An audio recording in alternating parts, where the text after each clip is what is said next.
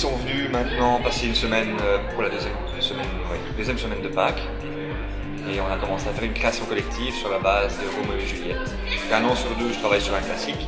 Un an sur deux sur une pièce contemporaine. Ici, on était sur Roméo et Juliette.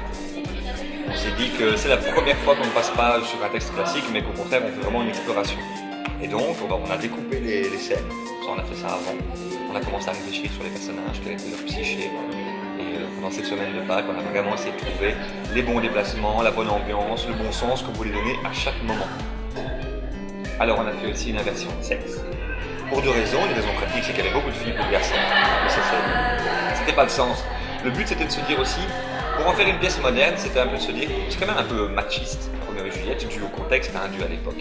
Et comme les femmes ont quand même droit à la parole et qu'on dit quand même pas mal de choses, on s'est dit, ce serait bien de voir un peu un point de vue féminin.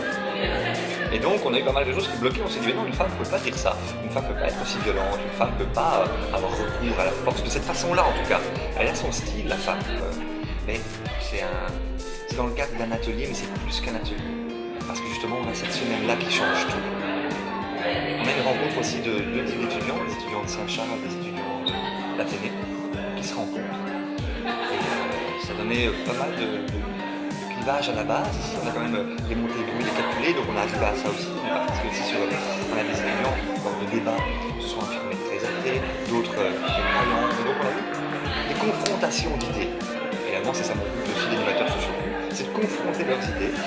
Et on va pouvoir transposer ça sur le monde.